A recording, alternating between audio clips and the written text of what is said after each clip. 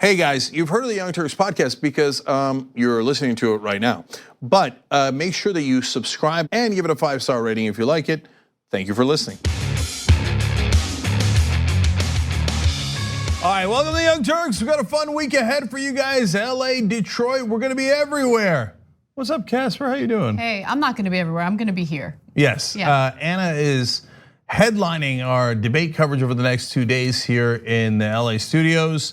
Ben Mankiewicz is going to join her. Aida Rodriguez is going to join her. So obviously the regular show starts at 6 o'clock Eastern, but your debate coverage is at 10 o'clock Eastern because that's when the debates are over. Boom! As soon as the debates are over, you switch to tyt.com and you're going to get that analysis. John Idarola and I will be in Detroit. We're going to see you there at tyt.com/rally is where to sign up for that.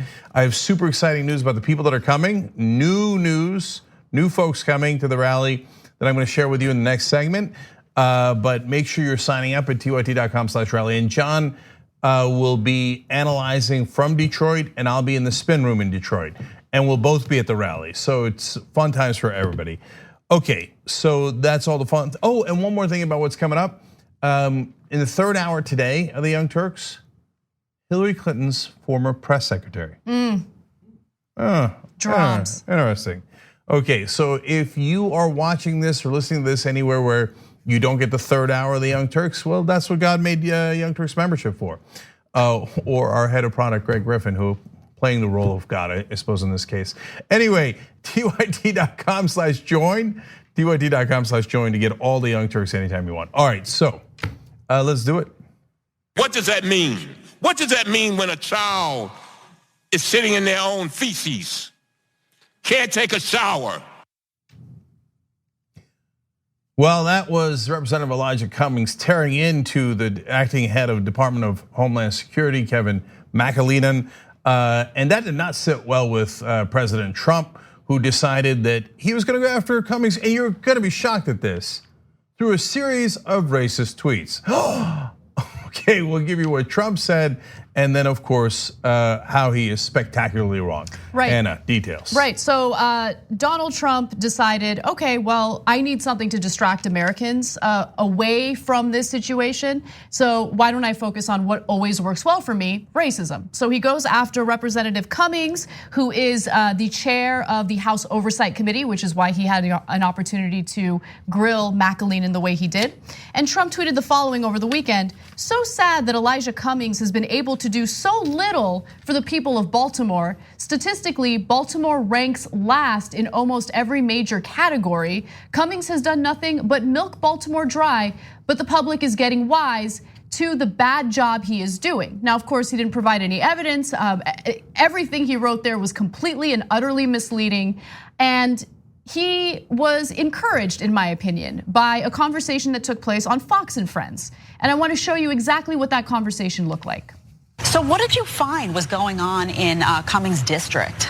Yeah, so there is a crisis at the border, but there's also a crisis in Baltimore. And I don't think many people realize this, but Congressman Cummings represents the most dangerous district in America. So I went into the district to basically ask people if they were scared of Trump. Congressman Cummings said on a talk show on last Sunday, I believe, that his constituents were afraid of Trump. And as I go in and I start talking to people, I realize just what the living conditions are for not just the residents, but even the children there, and what they've been playing around. There's abandoned row homes filled with trash, homeless addicts, empty needles that they have used, and it's really right next door. So it's attracting rodents, cockroaches, you name it. But to have Congressman Cummings talk about the situation at the border is just, it's laughable because the conditions in his own district, and a lot of people said he hasn't even been there in a while.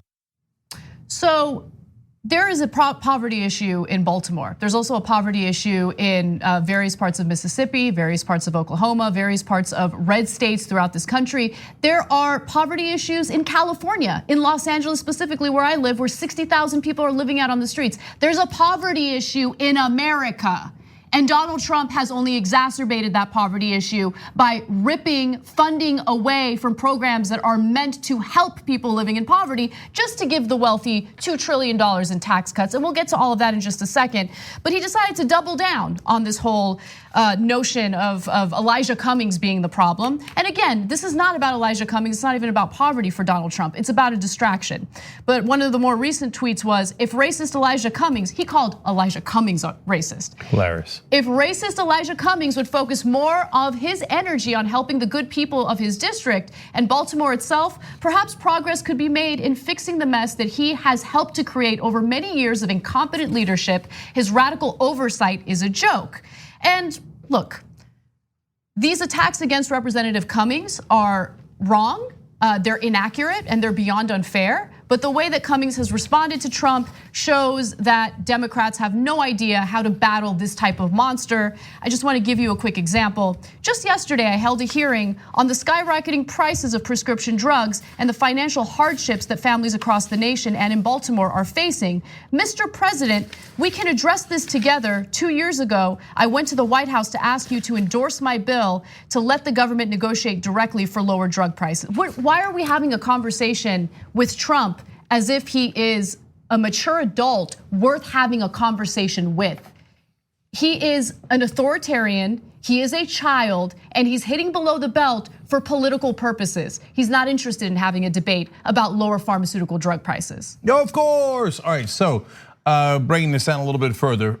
First of all, you can selectively edit any area of the country and show, oh my God, look at how poor it is. Here's a garbage can and garbage around the garbage can. Or, by the way, serious issues of poverty. In fact, in Los Angeles, you could easily go within a 2-mile perimeter, and if you wanted to, show the most beautiful houses on the planet and the most beautiful areas you've ever seen. And within the same 2 miles, absolute poverty, people living under tents, living in tents, under bridges, etc. So then if you wanted to, you could say, LA is the most gorgeous place on earth. Look at this part of the LA that I'm showing you.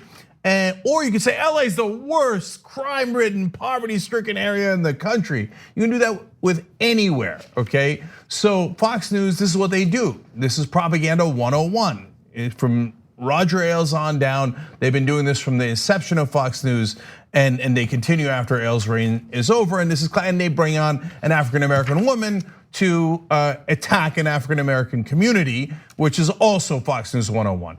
Now, the president is a Fox News advocate, an ardent viewer. He watches that. An hour later, he tweets the same exact thing Fox News was talking about on Fox and Friends. And he says, talks about how it's rodent infested and the crime is out of control. It's all the exact same things that Fox News said. So we have one of the biggest conspiracy theorist Fox viewers as the president of the United States. So he goes and does this. Now, how many times has he done this when it is Congresspeople of color? Almost every time. He also attacked John Lewis's district and other legendary African-American congressmen as being riddled with crime in a poor area. Now, did he actually do any of the studies on that? Of course not. Did he look up the stats? Of course not. And so the reality is that Cummings district, half of it is in the city of Baltimore, all of it is in Baltimore County, but some of the areas are suburban, etc. Trump doesn't care. He's like, black guy must be a terrible, dirty place. I saw it on Fox. Hey, there's another guy, a black guy, John Lewis, must be a dirty, terrible place. Hey, look, Ayanna Pressley, Ilhan Omar, Rashida Tlaib, AOC. Why don't you go back to the countries you came from, which is America, by the way. Anyway, where they're all dirty, etc. Right. And what is it? The conservative mind is most triggered by the emotion of disgust. So second most by fear. So that is why Fox News uses those loaded words. Now, Trump doesn't know any strategy, but he instinctually knows, and he himself is a germaphobe. A classic conservative mind, filled with, if you will, littered with fear and disgust. So he's like, ooh, code words, ooh, it's dirty, Baltimore's dirty. All the black countries and all the black districts are dirty with crime and dangerous, triggering disgust and fear. And conservative viewers love it, and that's what made Fox News #1. That's why they love Donald Trump so much, because he's racist in the same exact way they're racist. So my question to those conservative Trump supporters is, are you disgusted with yourself? Because chances are you're living in part of the country that's also coping with rising homelessness, unaffordable housing prices, just squalor everywhere, a lack of funding for programs that actually keep cities clean and safe. I mean, we're dealing with this throughout the country. So take a good hard look at the community that you live in, because chances are you probably see it right outside your doorstep. And so what has Trump done to help alleviate these issues? Nothing. If anything, he has exacerbated them. I mean, just last week, we did a story about how the Trump administration is kicking 3 million people off of food assistance or food stamps. Why do you think he's doing that? You think he's doing that to help lift people and pick them up by the bootstraps? No, he's doing that because he's looking for ways to save money after he gave the wealthy $2 trillion in tax cuts. And by the way, Donald Trump seemed to think that Obama needed to take responsibility for what was going on in Baltimore when Obama was the president. Now that Trump is the president, what's the issue? Why isn't he taking responsibility for poverty in America? And I want to go back to some of Trump's old tweets from 2015, starting with graphic 7. So in April of 2015, Trump tweeted the following: "Our great African-American president hasn't exactly had a positive impact on the thugs who are so happily and openly destroying Baltimore. What about you, Trump? You got elected in 2016. What have you done about the so-called thugs in Baltimore?" Let me give you more. April 2015 again, President Obama: "You have a big job to do. Go to Baltimore and bring both sides together. With proper leadership, it can be done. Do it." What about you, Donald Trump? What are you doing to bring both sides together? If anything, he's capitalizing and exploiting division in America. And then finally, can we drop Donald Trump off? So he's tweeting someone or quoting someone who said, "Can we drop Donald Trump off in the middle of Baltimore so he can show Obama how it's done? I would fix it fast." Oh, you would, Trump. You would fix it fast. Well, you're president. What are you doing to fix it fast? Well, it's been 2.5 years. So is 2.5 years fast? Or do you not care about the people in Baltimore? Do you know that Baltimore's in the United States of America, the country that you are president of? He makes it sound like it's a foreign country, and in his mind it is. So look, I'm tired of pointing out his racism. It's same. But he keeps doing it, so we're left with no choice at all, right? So if you're wondering why is he attacking Elijah Cummings in the first place, he's not randomly picking African Americans, or he's not picking random African Americans. He's picking ones that are, in his mind, being not over deferential enough to him. If you bow down to him, then he's got no problem with you. Oh, great, go on Fox News, you'll be fantastic. Even better if you attack other blacks, okay? But if you're a strong advocate for Democratic Party or progressive issues or the African American community, then he's gonna come for you. And when he does, that's when the racism kicks in. So guys, I know that a lot of people think, oh my God, it's strategy and he's trying to rile up his base. And by the way, pundits, this is an important aside. When Trump goes to rile up his base, you always think like, oh, strategy, good thinking, and I don't agree with it, it's not morally right, but oh, you see the strategy he's using. When Democrats go to rile up their base, you're like, stupid, don't do that, don't do that. Riling up a base is a terrible idea. Wait, which one is it? Okay, so but it is not just based on his base. No, it's his instinctual reaction. These are the stereotypes he's had in his head forever. That's why he doesn't like black people, he doesn't like Latinos, he doesn't like Muslims, unless you have a lot of money, in which case he's like, oh yeah, I'll make a deal. As long as you give me money, I'm okay with it. But listen to his original tweets. He said, Representative Elijah Cummings has been a brutal bully, shouting and screaming at the great men and women of the Border Patrol about conditions of the southern border, when actually his Baltimore district is far worse and more dangerous. So let me pause there to point out, see, he didn't like it when Cummings was pointing out the terrible conditions. So this is his way of doing a strike back. Like, oh yeah, Baltimore's even worse. Why is it worse? Because it's black. I mean, I'm sure that Fox is right about the rodents, et cetera. In fact, he continues, his district is considered the worst in the USA. As proven last week during a congressional tour, the border is clean, efficient, and well run, just very crowded. That's again because of Trump. Cummings district is a disgusting rat and rodent infested mess. If he spent more time in Baltimore, maybe he could help clean up this very dangerous and filthy place. So look, my issue with this story, and this story literally, I've had enough. Because every week it's something new. Last week, it was Trump going after the so-called squad, telling them to go back to where they came from. The week before that, it was some other racist story. So the question is, how does the media appropriately handle and cover these types of stories? Let's not waste our time with the debate. Donald Trump is racist, but hey, this is a great opportunity to talk about a real problem in America aside or beside racism, which is poverty. He is drawing attention to poverty, so let's focus on that. But the media doesn't do that. Instead, they have the same panels on with the same people who have the same debate about whether or not Donald Trump is racist. He's racist, okay? Welcome to 2015, he's racist, okay? I know you're late to the party, but the same debate is getting real tired for the vast majority of Americans who are suffering from the economic injustice in this country. So you said welcome to 2015.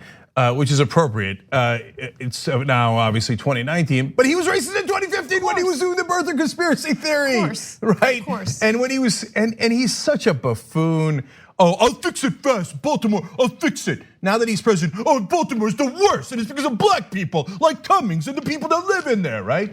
Hey, what? Okay, then why don't you go fix it fast? What? And you don't imagine if a liberal called a red state or a red city the worst in the USA, heads would explode if we were like those losers down in Mississippi.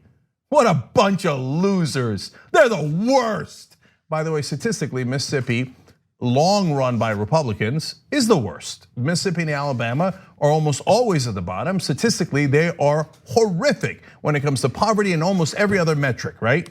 Now, go ahead, Republicans. You're not gonna get it. But actually, they don't care about hypocrisy. They'll get outraged by it today. They'll take that clip and be like, can you believe it? Can you believe it? This is the real America's Alabama and Mississippi, not like goddamn Baltimore filled with black people. I mean, I didn't mean that. I meant like, oh yeah, just theoretically, I'm against Baltimore, but you're not allowed to criticize any red state. Well, goddamn it, no way. And the right response to that, Cenk, is, then why don't you love Mississippi and Alabama? Why do you continue to see Mississippi and Alabama dealing with the economic conditions it's dealing with? Why have Republicans turned their backs on Alabama and Mississippi, right? That's the right response. But Democrats are playing hopscotch, right? They're playing games. They're talking about, oh, Mr. President, maybe we can work together for this and that. There's no working together. There's no working together. We don't have people fighting right now on the right side. And every time there is a member of Congress who does fight, like members of the squad, they get beaten down by their own party. I'm sick of it. I'm sick of it. I'm sick of having the same debate every single week. Well, look, a lot of the people in the mainstream are now beginning to flip because they're sick of it. Even I've had Peter Dow on this program, one of the biggest Hillary Clinton advocates in 2016, he has flipped. And he's like, they're losers, you're right. I'm paraphrasing here, but the Democratic leadership is weak. Now today, in the third hour, I'm gonna have Brian Fallon on. He's was the press secretary for Hillary Clinton. He's flipped, saying I can't take it anymore. The weakness of the Democrats is stunning and unacceptable. Again, I'm paraphrasing. Watch the whole Young Turks. If you don't get the whole show, tyt.com/join and become a member and watch all of it. Look, I used to go on media and criticize Nancy Pelosi and Chuck Schumer, and I'd get blowback, like, how could you? Those are the beloved geniuses running the Democratic Party. Now I go on, even in radio in San Francisco, all the callers light up going, God damn it, when are they ever gonna fight for us? And the reality is almost never. So they're just being outraged and offended, we're exhausted from it. That's easy. We actually need you to take action against Donald Trump. Let's take a break, but when we come back, we are going to talk about the giant hypocrisy of the Kushner family and how it owns property in Baltimore, essentially slumlords in Baltimore. And then we are gonna get into a deep dive about the economic situation for the majority of Americans and how economic injustice is something that's fueled by the Republican. We need to talk about a relatively new show called the Republic, or UNFTR. As a Young Turks fan, you already know that the government, the media, and corporations are constantly peddling lies that serve the interests of the rich and powerful. But now there's a podcast dedicated to unraveling those lies, debunking the conventional wisdom. In each episode of the Republic, or UNFTR, the host delves into a different historical episode or topic that's generally misunderstood or purposely obfuscated by the so-called powers that be, featuring in-depth research, razor-sharp commentary, and just the right amount of vulgarity The UNFTR podcast takes a sledgehammer to what you thought you knew about some of the nation's most sacred historical cows. But don't just take my word for it. The New York Times described UNFTR as consistently compelling and educational, aiming to challenge conventional wisdom and upend the historical narratives that were taught in school. For as the great philosopher Yoda once put it, you must unlearn what you have learned. And that's true whether you're in Jedi training or you're uprooting and exposing all the propaganda and disinformation you've been fed over the course of your lifetime. So search for UNFDR in your podcast app today and get ready to get informed, angered, and entertained all at the same time.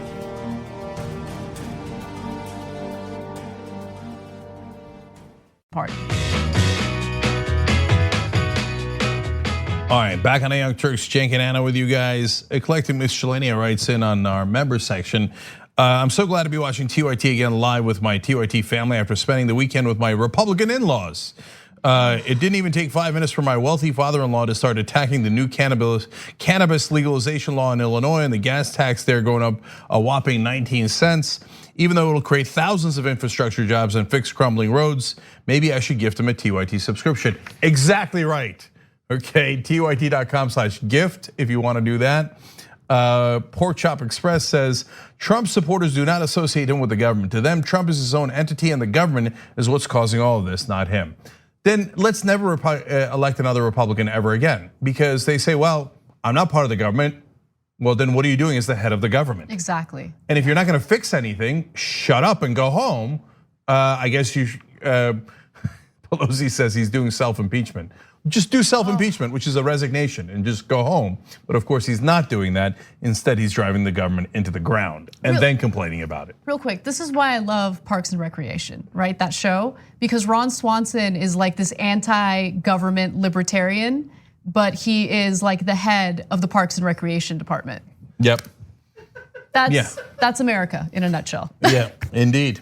Kiki Lutfisk says on Twitter, I live in Mississippi. Our Republican leaders tell us everything is great in Mississippi and that the liberal media is the only problem we have. It's such a joke. Oh yeah, the liberal media. Yeah, the liberal media is what made Mississippi the poorest state in the nation. Sure, that's likely. Joya Janaluski writes in, on my way to Detroit right now. Can't wait to meet Cenk, Uygur, and John Iadarola. Thank you, Joya, appreciate it. And let me tell you how you can do that if you're so inclined. So the next Democratic debates are tomorrow. We're gonna have live coverage, of course, on tyt.com/live.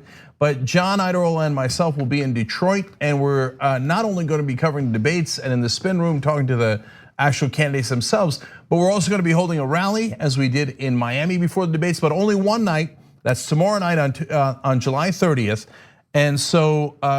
You can find out more at tyt.com/rally and sign up. And if you're among the first set of organizers to arrive, the first 100 people that arrive at the Westin, and you'll get information if you sign up at tyt.com/rally, are going to get a free debate watch party where you'll be able to watch the debates, have some pizza and food and drinks. I don't believe they're alcoholic. I don't think we're that rich, but we do provide free pizza for you guys, and then watch the Young Turks coverage after the debates as well. That's for the first 100 people, and I want to tell you about some of the great speakers. So Westin Book Cadillac Hotels where you got to be at 4:15. If you want to join us later, there's no problem. We're in front of the auditorium where the debates are being held, and the rally itself starts at 6:30. Okay, and the speakers now is Abdul El Sayed, who was a great progressive who ran for governor in Michigan. He's going to join us. Now, Varshini Prakash, who is the head of the Sunrise Movement. They're having a huge rally and they're going to bring their folks to our rally. Varshini's going to speak. Then you've got Adam Green just joined today from PCCC, all these wonderful progressive groups. Alex Rojas from Justice Democrats, and we might have more surprise speakers as we go along here. So it's going to be what could be potentially a huge rally of these wonderful progressive groups working together to demand that the presidential candidates and all of our politicians work towards actual progress. Be there, you'll be on camera with the Young Turks and see it in person. And one other thing I gotta tell you guys, only the people that are there and members can see the whole rally. We are not carrying the rally live in this case as we have in other instances. We will show you portions of it throughout our debate coverage. But if you want to watch the whole rally, either be there or be a TYT member, tyt.com/join. Those are the only two ways you can watch the full rally, okay? So we hope we see you guys there tomorrow and look forward to both nights of coverage on the Young Turks, Tuesday and Wednesday, as we cover both debates.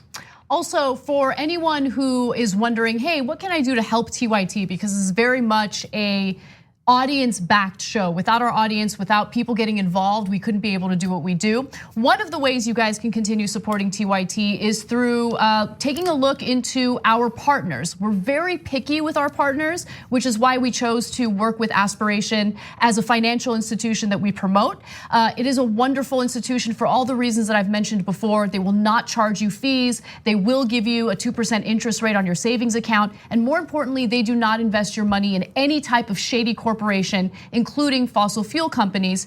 And by the way, we had been giving an extra perk to individuals who weren't previously members. We would give them 1 month of free membership. And then people who are already members were wondering, well, what do I get? Do I get anything for it? And we are actually gonna offer you guys a $10 credit at the Shop TYT store. So if you're already a member, just check out aspiration.com/TYT. You have to sign up at that URL. And then you can contact us at tyt.com/free30. That's where you'll have all the information. Send us a note, let us know that you opened the account, and you'll get a $10 credit for Shop TYT. All right, let's do it. All right. Donald Trump decided to attack Representative Elijah Cummings, and he blamed the representative for poverty in Baltimore, which was fascinating and also incredibly hypocritical considering the fact that Jared Kushner, his own son-in-law, owns quite a bit of property in Baltimore. Now, since he became a senior White House advisor, he had to supposedly take himself out of that family business. But the Kushner company, again, owns a lot of property that has run into code violations and issues in Baltimore. According to the Washington Post, in 2017, Baltimore County officials revealed that apartments owned by the Kushner firm were responsible for more than 200 code violations, all occurred in the span of that calendar year. Repairs were made only after the county threatened fines, local officials said, and even after warnings, violations on 9 properties were not addressed, resulting in monetary sanctions. There's more. Tenants of the Kushner properties reported mouse infestations, mold problems, and maggots. A private investigator who looked into Kushner's property management company, Westminster Management, described the managers as slumlords. Now, that is particularly ironic given that Donald Trump tweeted about how Baltimore was rodent infested and filthy. Well, partly due to your family, literally. And the investigations into his property seem to indicate that they are among the worst in the state of Maryland, and that's why they're being called slumlords. So they get sanctioned 17 different times, and in 9 of the cases, they wouldn't fix it no matter what, and they got fined. And even after that, still delays in fixing it, and that's why they call some of the folks who run these low-income properties and put no time and effort into it slumlords.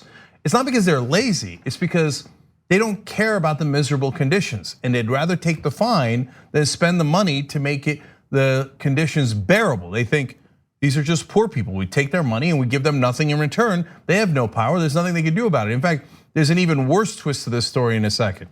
So actually, let's get right to that, because the Kushner company essentially acts as slumlords. They do not take care of these code violations. People are living in squalor because of the mismanagement of the properties. And by the way, they own as many as 9,000 rental units in Baltimore. Well, the Washington Post is reporting that the Kushner firm and its affiliated entities have been sued multiple times by Baltimore area residents who allege that the company has charged them excessive fees and used the threat of eviction to pressure them into paying. So to give you an example of how aggressive Kushner company has been, from 2013 to 2017, corporate entities associated with Kushner Apartments requested the civil arrest of 105 former tenants. So get a load of this. So they got 17 complexes, 9 of them, even if they're fined, they don't do anything about, and they let people live with maggots in the building and rodents everywhere in the building, and they don't care. They don't get arrested over that, even though they won't do what the government told them to do. Bare minimum sanitary conditions, right? Then they turn around, and if for some reason they think you didn't pay the excessive fines that they imposed on you in the building, they say, I want the government to arrest that person. Now, I said, wait a minute, you can't get arrested for having private debts. If you owe the government money, you can be arrested, but you can't be arrested if you owe a private citizen or a company money. So how are they doing this? Ironically, it's the swamp. So what they do is they go to the government, they say, this guy hasn't paid me, and have him show up in court. And folks, oftentimes they don't even live there anymore. That's why they're former tenants. They get the notice about the court appearance in the wrong place, etc. They don't show up. If they don't show up twice, they go, aha, that's the loophole I needed. See, that was an offense against the government for not showing up in court. So I'm gonna do what's called a body attachment, which sounds terrible. And I'm gonna have you arrested for the money you owe me privately. I'm gonna use the power of the government not to fix your apartment, not to fix your housing, but to arrest you afterwards. Right. So you're taking both your life into your own hands, given how unsanitary Kushner's buildings are, if you ever live in them. But afterwards, you're also taking your liberty into play here. Because if you have a dispute over what you owe him, he'll have you arrested by his thugs. And then using the government for their own private gains, they have no problem with that. Complying with government regulations for sanity? No way they're gonna do that. And then they'll turn around and have Trump talk about how Baltimore is rodent infested and dirty. Yes, thanks to your dirty, miserable family. And I just want to give you the statement from Kushner Co. because it's let's be fair. The Washington Post did reach out to them, and they did give a statement, and it says the following: Kushner Companies is proud to own thousands of apartments in the Baltimore area. Oh, wow. That was their statement. They don't care about people living in squalor. The Trump administration does not care about poverty. They don't care about any of it. What Trump has done successfully in 2016 and what he will continue to do, hopefully people are smart enough to catch on at this point, is pretend like he cares. He exploits all of the different systems in place that keep people in poverty. He loves it and he'll continue exploiting it. So let's talk about poverty in America a little bit. Donald Trump attacked Representative Elijah Cummings for what he perceives to be out of the ordinary poverty in Baltimore. In reality, poverty is something that many Americans throughout the country are facing, whether they live in Democratic districts or Republican districts. In fact, if you live in a Republican district, chances are you're more likely to experience poverty. But I don't want to focus on the partisan component of this. I want to focus on a government that hasn't done anything for the vast majority of Americans when it comes to economic justice. So just a few numbers for you that I think are important. 8 out of 10 states with the lowest poverty levels are actually blue states. But let me also say that in California, in Los Angeles specifically, we have 60,000 people living out on the streets. So poverty is a huge problem everywhere. But if you look at poverty as a whole, 8 out of 10 states with the lowest poverty levels are blue states. And 8 out of 9 states with the highest level of poverty are red states. That's according to census data. So I'm also tired of Democrats playing nice. So they'll point, first of all, no Democratic official would ever point that out. The media points that out sometimes, very rarely, good job in this case, and then moves on because they don't have an agenda. Okay, correct way of doing it is Democrats should hold a press conference about how 8 out of the 9 poorest states in the country are red states, and ask why Republican Party officials are such miserable failures. It's your states that are in miserable, poverty-stricken conditions. And you guys have been in charge for 40 years in those states. And are you ever going to fix them, you miserable failures, you losers who are obviously creating miserable conditions in the places that you operate? You don't believe in government? Well, no wonder your government doesn't work in any of those states. Right. Democrats will never do that because they'll go, oh my God, then they'll say we're against Americans. No, Trump is against Americans that live in Baltimore. They're just as American as anyone who lives anywhere in Mississippi. Well, he's against Americans, period. He's against Americans who are living in poverty because remember, it's Trump who keeps touting the economy. It's Trump who claims the economy is doing really, really well. Everyone's really successful. As the homeless rate increases throughout the country, as people are unable to afford food for their families, don't believe me? Let's take a quick look at Trump and the compilation of him bragging about how great the economy is. It's said now that our economy is the strongest it's ever been in the history of our country. You know why they're coming up, right? Because we have created the strongest economy in the history of our country. So they're coming because they want a piece of. Think of it, we have the strongest economy in history, the lowest unemployment numbers ever. Each of you is coming of age at a time of unlimited possibility. It's true, better than I think ever before. Our country is doing phenomenally well. We're going all the way. You look at what's happening outside of the United States, it's not a pretty picture. America's thriving, America's booming, and America is winning again and winning like never before. It's never been winning like this.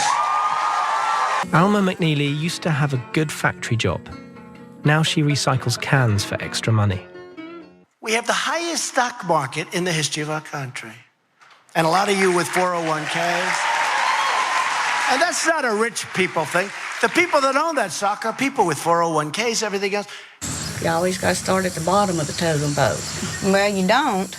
Or we started out the bottom, so that's where we got to start. But rich people, most of them didn't start out the bottom. No, they started at the top and stayed at the top. Mm-hmm. Your front yard looks like a lake. He looked worse than that yesterday. When it rains, the rest of the town's waste backs up into the Halcombs' yard.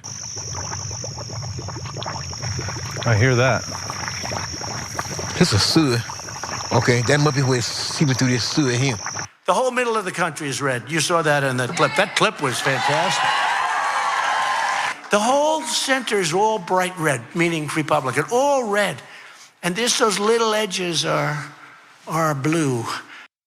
All those photos that you just saw in that video to juxtapose or to conflict and tell the truth about what the state of the economy is came from a Twitter user by the name of Ben No More No Less, and we're gonna get into his tweets in just a second, but he took photos of the poverty throughout the country, throughout various states, to show what the reality is for most Americans.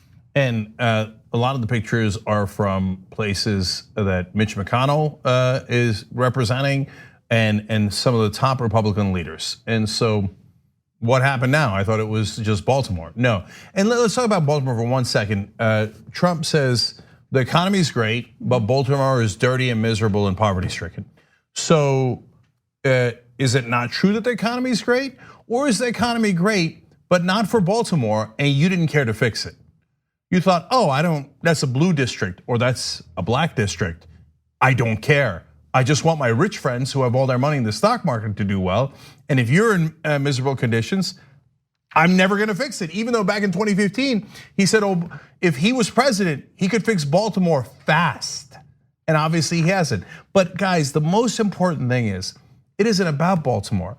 Poverty is everywhere across the country, in red states, and yes, of course in blue states, because all of our leaders have betrayed us. They did, they gave everything to the rich, and they set the rules so the top 1% would get almost all of the gains. Under Obama, that was also true. I remember during the economic recovery in the year 2010, 93% of the gains went to the top 1%, okay? So under George W. Bush, under Obama, under Clinton, now under Trump, even worse. The top 1% get everything and then brag about what a great economy they have for themselves, while the rest of the country lives in poverty. Exactly. So I want to just quickly go through some of the tweets coming from that account I was telling you about earlier. It was to draw attention to the fact that there are many people living in poverty in a lot of red districts throughout the country. So let's go to graphic 11. I can't believe the conditions in Baltimore. Wait, I'm sorry, these aren't from Baltimore. They're from the places Jim Jordan and Senate Majority Leader Mitch McConnell represent. Okay. Jim Jordan is one of the biggest right-wing hacks in Congress who loves to support Donald Trump. Well, what happened? Jim, why don't you go back to where you came from and fix it? I mean, your people are living in poverty. Aren't you going to do anything about it, Jim? No, Jim Jordan's got to get those tax cuts for the rich. That's his donors. That's what kind of a sellout Jim Jordan is, let alone Mitch McConnell, which everybody knows, even the people of Kentucky know. All he ever does is work for the rich. So he also shared photos from Matt Gaetz's district and Lindsey Graham's district. There you go.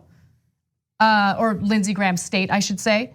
Then you can go ahead and look at the next tweet where he shows more photos. Representative Doug Nunes and Representative Devin Nunes and Representative Doug Collins represent this part of the country.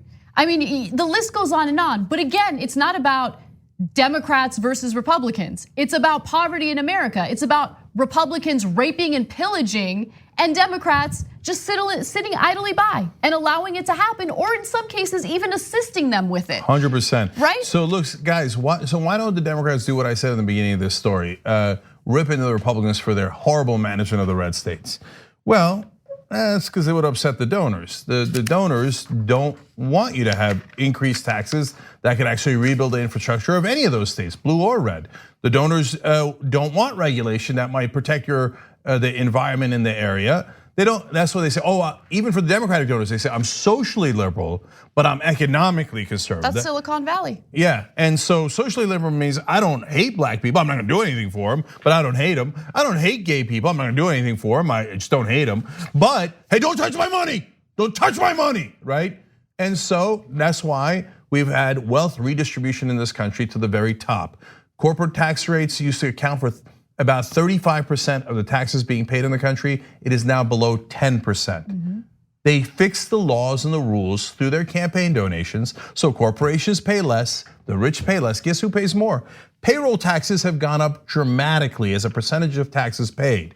Who pays the payroll tax? The poor and the middle class. It doesn't even go past a certain limit, so it stops. The rich pay the least in payroll tax as a percentage of their income. So they're like, perfect. Let's rob from the middle class and give it to the richest people and then complain about poverty in Baltimore. Look around in the red states, look around in the whole country. The bottom 99% of this country is in disastrous shape because our wages have not gone up in 40 years. Exactly, so we have we pay higher rates in taxes, and then at the same time, our wages have remained stagnant. And it's reflected in various statistics and various studies that are done, like the study that was done by the Federal Reserve. 40% of Americans wouldn't be able to cover a $400 emergency with cash, savings, or even a credit card charge that they could pay off quickly. So even Trump's Labor Department concedes that when inflation is taken into account, both bonuses and wages have dropped under Trump. So he says, the economy is doing great. That means economy for all my donors is doing great. I just gave them $2 trillion in tax cuts. For the rest of you, joke's on you. Your wages actually went down. And over the last 40 years, they haven't gone up at all. While your productivity has gone sky high. American people are more productive than they have ever been. But did you get any of that? No, went to the very top. Throw all the bums out, starting with the top orange bum of all, Donald Trump. When we come back from the break, we're gonna switch gears a little bit and talk about some new chaos within the Trump administration. At TYT, we frequently talk about all the ways that big tech companies are taking control of our online lives, constantly monitoring us and storing and selling our data. But that doesn't mean we have to let them. It's possible to stay anonymous online and hide your data from the prying eyes of big tech. And one of the best ways is with ExpressVPN. ExpressVPN hides your IP address, making your activity more difficult to trace and sell to advertisers. ExpressVPN also encrypts 100% of your network data to protect you from eavesdroppers and cyber criminals. And it's also easy to install. A single mouse click protects all your devices. But listen guys, this is important. ExpressVPN is rated #1 by CNET and Wired magazine. So take back control of your life online and secure your data with a top VPN solution available, ExpressVPN. And if you go to expressvpn.com/TYT, you can get 3 extra months for free with this exclusive link just for TYT fans. That's expressvpn.com/TYT. Check it out today. We hope you're enjoying this free clip from the Young Turks. If you want to get the whole show and more exclusive content while supporting independent media, become a member at tyt.com/join today. In the meantime, enjoy this free segment. All right, back on the Young Turks. I'm going to go to Twitter first for a change. Progressive Wave writes in, I'm driving through Manhattan listening to the TYT app. Then I look up and see Francis Maxwell running in a TYT t-shirt. This is a sign of the end times, I think. I don't know about that, but we are everywhere. Okay, so tyt.com/app to get the app. It allows you to watch and listen anytime, so it's a great idea. All right. Speaking of great ideas, Schmick has one in the members section. I have a movie idea. Get this, it's called The Lion King, as in lying, starring Donald Trump singing his heartfelt rendition of I Just Can't Wait to Be King. That actually is a pretty good idea. No, there's a parody in there somewhere. Liberal mathematician says, I'm getting in the car at 4 a.m. and driving 8 hours to be in Detroit. I hope to see many of you there. Nice. Awesome. tyt.com/rally. I will try to meet everyone who is there. And so I actually care a lot about the organizing we're gonna do in the beginning. So if you can't show up at 4:15, not only just for the free pizza party afterwards to watch debates, but also to do some good organizing work with us.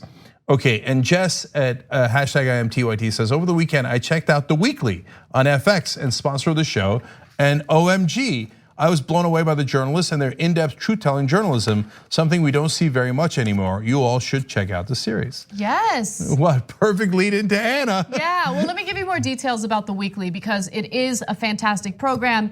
One of our newest sponsors is The Weekly on FX. From the New York Times, The Weekly is a new television series in pursuit of truth. Each half-hour episode features a Times journalist investigating one of the most pressing issues of the day and brings unparalleled journalism to the screen, from the collapse of the taxi medallion industry to the impact of GM's transformation into an automotive tech company. Every Sunday, The Weekly tells these stories in an unforgettable way. So please check them out. You can catch episodes of The Weekly streaming now on Hulu, with all new episodes airing on Sundays at 10 p.m. on FX. All right, so let's get to the rest of the news.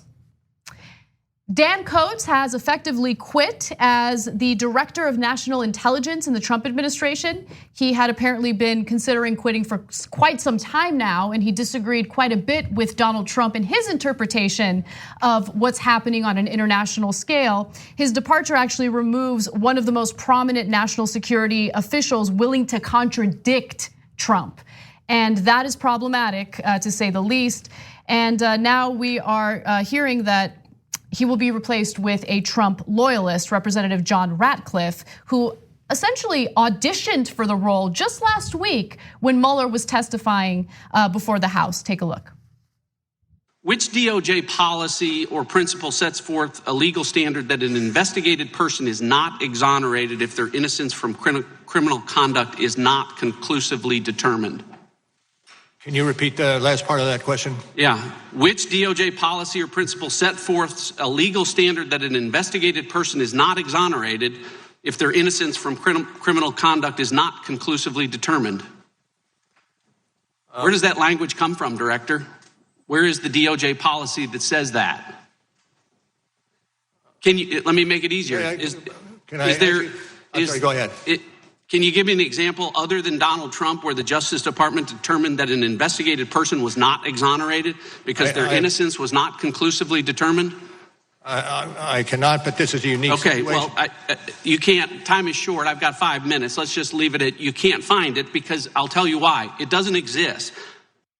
Yeah, it does exist. He's referring to the DOJ memo, which indicates that sitting president cannot be indicted.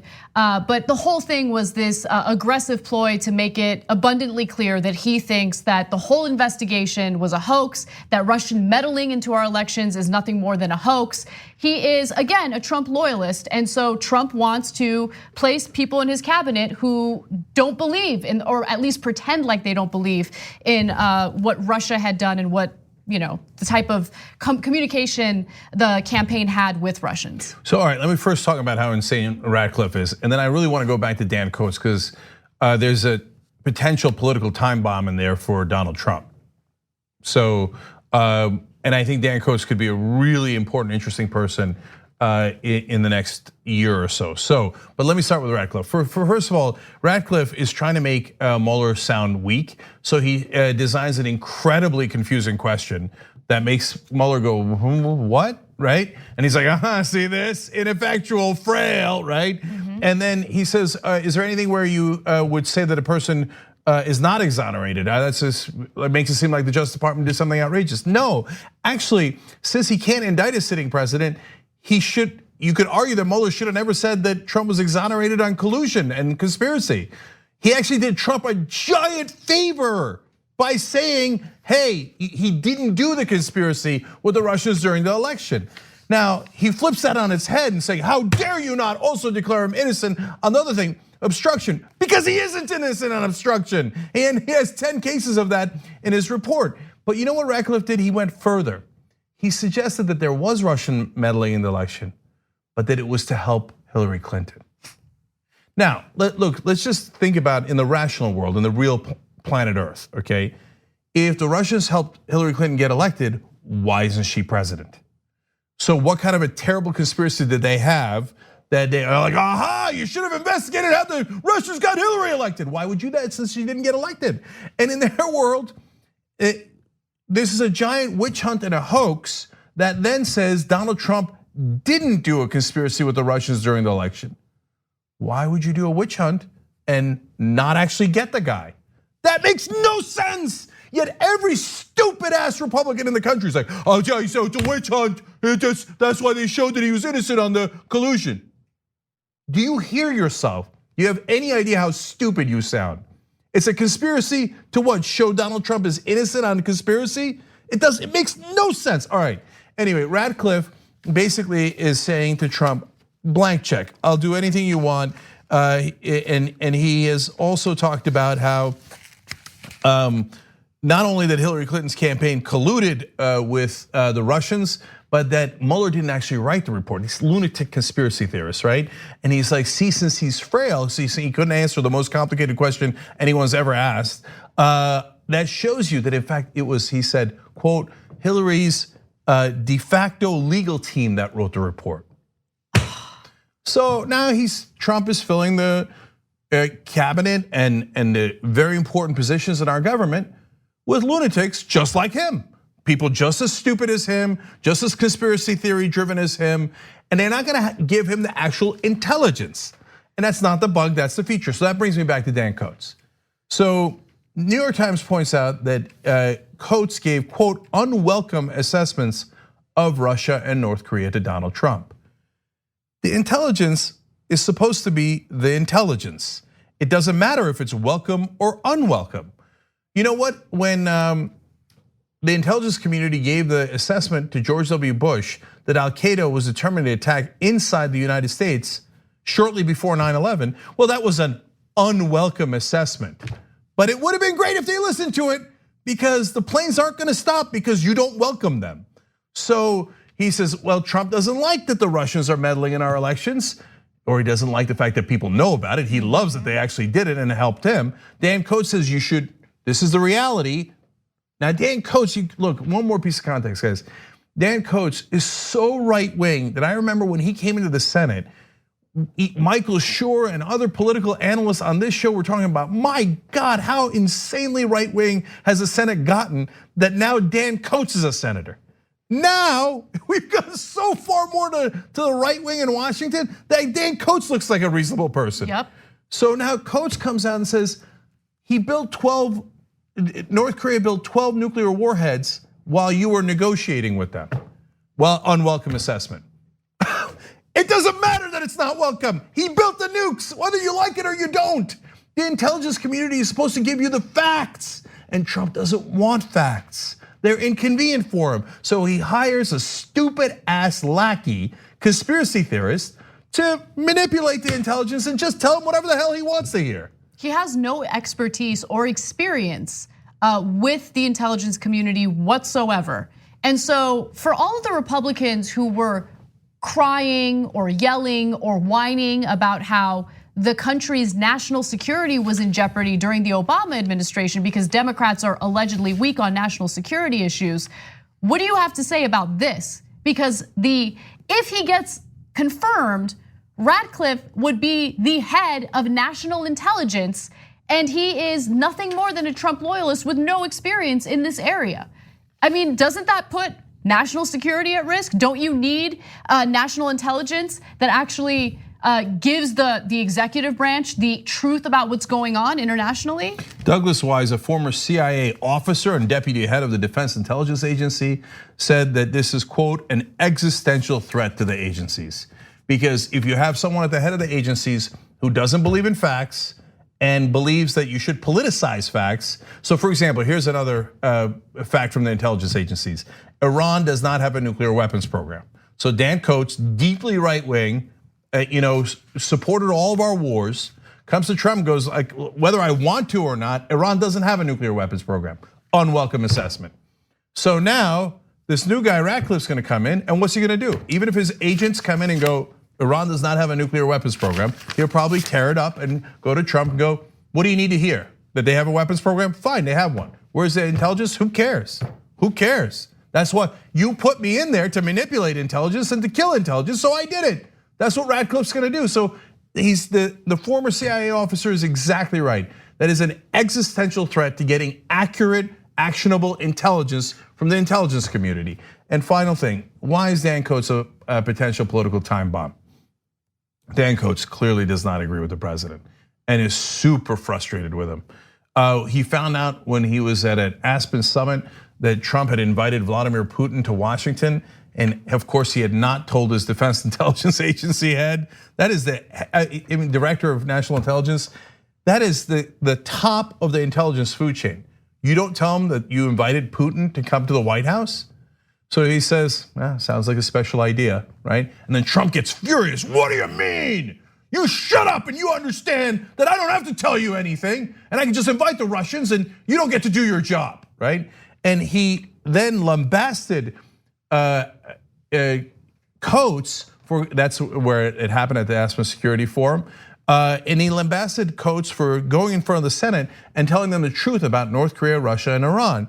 And he said the intelligence chiefs are, quote, this is Trump, passive and naive, and that perhaps intelligence should go back to school. Said the dumbest guy who's ever been in the Oval Office. Yeah. So my point is, Burr, who's the head of the Intelligence Committee in the Senate, chairman of the Senate Intelligence Committee, who's a Republican, does not like that Coats is leaving. Coats is very respected among his former Republican colleagues in the Senate. So is Mueller. So I hear you. Look, there's plenty of scenarios where Coats never says anything. He goes home and retires and seethes, knowing that Trump is a danger to the country, but is a coward like the rest of the Republicans and doesn't do anything. That is the more likely scenario. But there is a scenario in which Coats can't take it and goes, guys, no, I gotta tell you, here, I'll bring in Rex Tillerson. I'll bring in Jim Mattis. All the people who are deeply right-wing but sane that served in the Trump administration. And we're here to tell you guys together, the president's a goddamn lunatic.